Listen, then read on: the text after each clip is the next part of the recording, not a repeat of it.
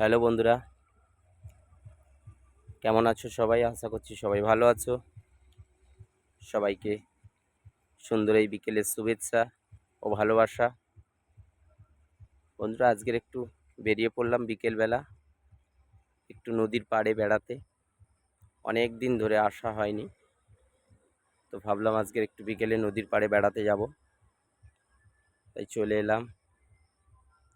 এই নদীর পাড়ে বিকেলের পরিবেশটা কিন্তু খুব দারুণ। নদীর গুঞ্জন, সঙ্গে হালকা বাতাস, অসাধারণ একটা দৃশ্য, খুব ভালো লাগে। তো তাই ভাবলাম একটু নদীর পাড়ে বেড়াতে যাই। তো ভাবতে ভাবতে চলে এলাম।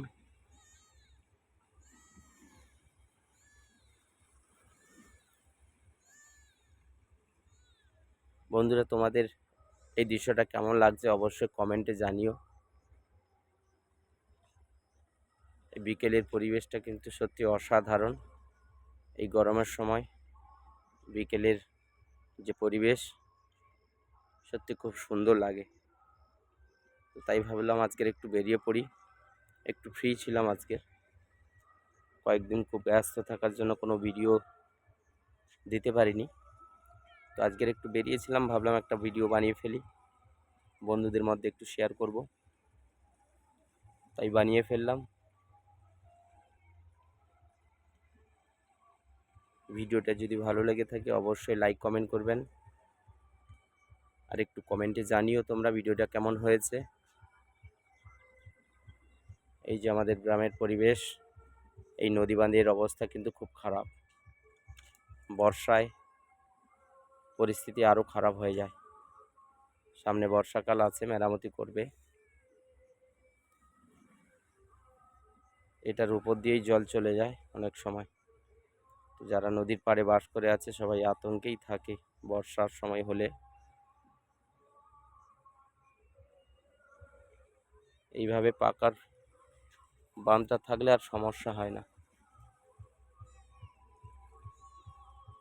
প্রায় অনেকটা দূর রয়েছে এই পাকার বাঁধ, 4-5 কিলোমিটার মতো। তো এই পাড়টা ছিল আগে, নষ্ট হয়ে গেছে, মেরামতির কাজ চলছে। আশা করছি বর্ষার আগে কমপ্লিট হয়েও যাবে। ভিডিওটা কেমন লাগলো অবশ্যই কমেন্টে তোমরা জানিও বন্ধুরা। এই নদীর পরিবেশ তোমাদের কেমন লাগলো?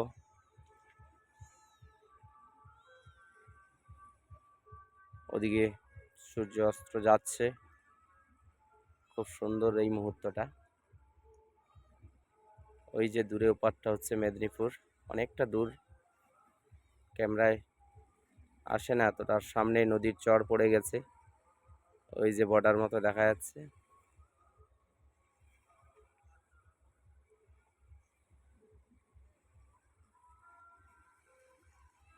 নদীর এক কূল ভরে আর এক কূল খেয়ে যায়, কথাই শুনেছি আমরা, সত্যি সেটা আমরা নিজের চোখেও দেখছি। দেখতে পাচ্ছ এদিকটা পাইনেল দেওয়া হচ্ছে, সব ভেঙে গেছে। দেখা হচ্ছে পরের ভিডিওতে। সবাই ভালো থাকবেন, সুস্থ থাকবেন।